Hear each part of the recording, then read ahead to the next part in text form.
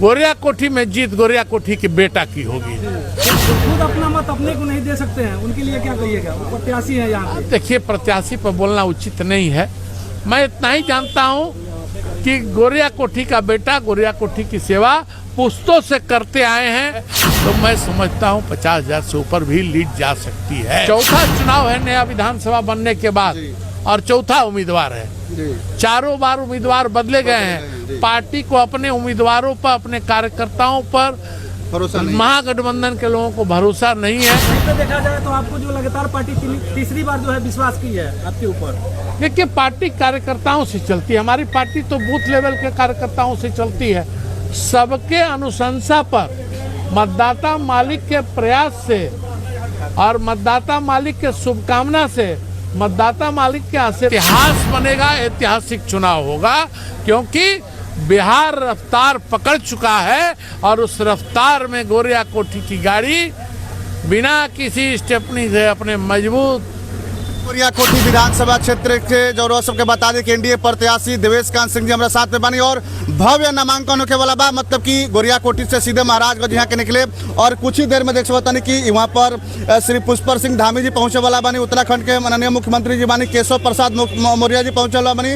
उप मुख्यमंत्री बानी। उत्तर प्रदेश के तमाम लोग पहुँचता, कार्यकर्ता जदयू के, मतलब कि एनडीए के तमाम नेता लोग पहुँचे वाला बा और भव्य कार्यक्रम, नामांकन कार्यक्रम होने वाला बा। और यहाँ के सीधे कुछ करे गोरिया कोठी से महाराजगंज की तरफ में चलते नहीं सीधे हम का कहे आज भव्य नामांकन जो बात समारोह होके वाला बा। जनता के आशीर्वाद मांगे खातिर आशीर्वाद मांगतनी नामांकन सभा आशीर्वाद सभा के रूप में बा हमारा खातिर।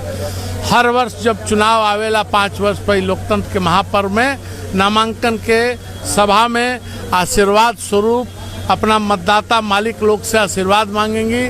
आई कहे नहीं कि संयम के साथ अधिकतम मतदान करना है और उसी से विजय प्राप्त होती है। यही आह्वान करता हूं और हर दम प्रयास करता हूं कि हमारे एनडीए के कार्यकर्ता, हमारे पार्टी के कार्यकर्ता और जनता मतदालिक से मैं जुड़ा रहूं, उनके विश्वास को प्राप्त करता रहूं और उनके आदेश से हर काम करूं। अब तो रात से हमने के देखा तनी सोशल मीडिया पर जो विपक्षी बा जे रात दिन देवेश कांत सिंह के कोसत रहा वो लोग जीत के अग्रिम बधाई देता। मैं उनकी भावना का स्वागत करता हूं कि वैसे जो लोगों ने मुझे बधाई दी है उन सभी लोगों को मैं पुनः आपके चैनल के माध्यम से बधाई भी दे रहा हूं और उन सभी को अपने साथ जुड़ने के लिए भी बधाई देता हूं। उनको बहुत बहुत उनका स्वागत करता हूं। क्या लगता है देवेश बाबू लड़ाई बा गोरिया कोठी में? देखिए, चुनाव है। मैं यह मान के चलता हूं कि जनता का अटूट विश्वास, आशीर्वाद मुझे इतना प्राप्त है कि मेरी जीत सुनिश्चित है।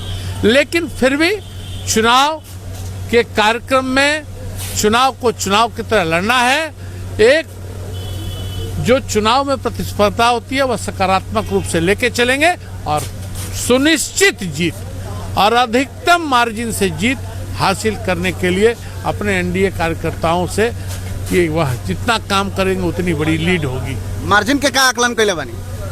देखिए, अब तो ये जनता का आशीर्वाद है और जिस तरह से मुझे लगातार लोगों का समर्थन प्राप्त हो रहा है, जिसमें आप कह रहे हैं कि वैसे लोग भी बधाई दे रहे हैं सोशल मीडिया 5 वर्ष तक मुझसे नहीं जुड़े, मुझसे कुछ गलती हुई होगी, त्रुटि हुई होगी, भूल हुई होगी, उन्होंने भी मुझे माफ करके अगर आशीर्वाद दिया है तो मैं समझता हूं 50,000 से ऊपर भी लीड जा सकती है। 50,000 से ऊपर एकदम इतिहास बनेगा, ऐतिहासिक चुनाव होगा, क्योंकि बिहार रफ्तार पकड़ चुका है और उस रफ्तार में गोरिया कोठी की गाड़ी बिना किसी स्टेपनी से अपने मजबूत 4 चक्कों और उसके चालक नीतीश कुमार 5 पांडव के बल के साथ मजबूती से गोरिया कोठी को लेकर जाएगी।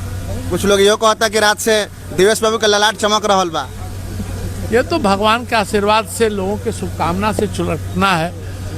बाकी जो चेहरा, जो ललाट भगवान ने दिया है वह उनके आशीर्वाद से प्राप्त है। कुछ लोग ये कहता कि देवेश बाबू के सामने कमजोर प्रत्याशी।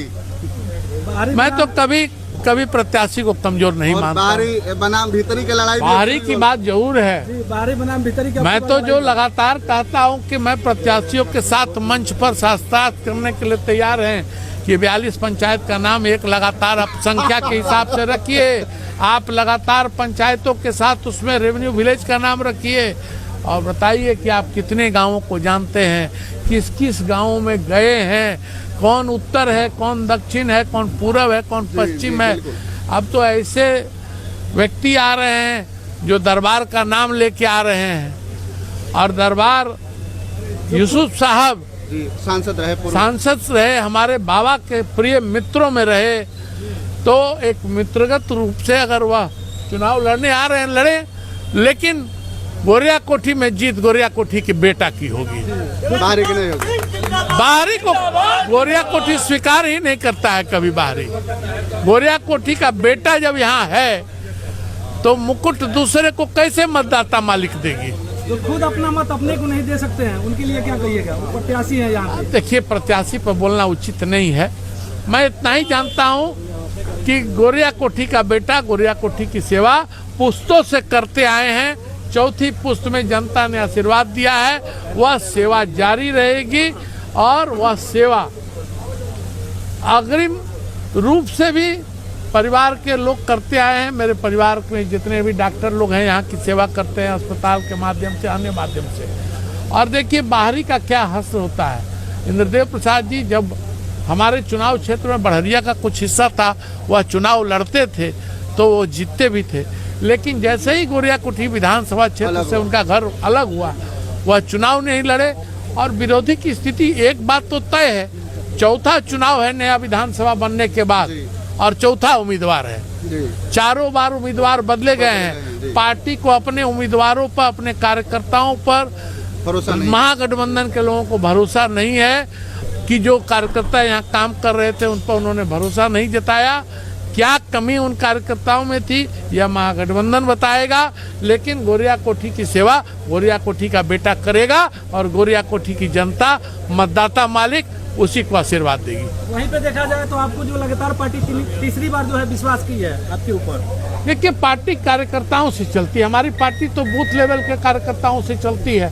सबके अनुशंसा पर, मतदाता मालिक के प्रयास से और मतदाता मालिक के शुभकामना से, मतदाता मालिक के आशीर्वाद से ही पार्टी ने भी यह टिकट दिया है। चलिए।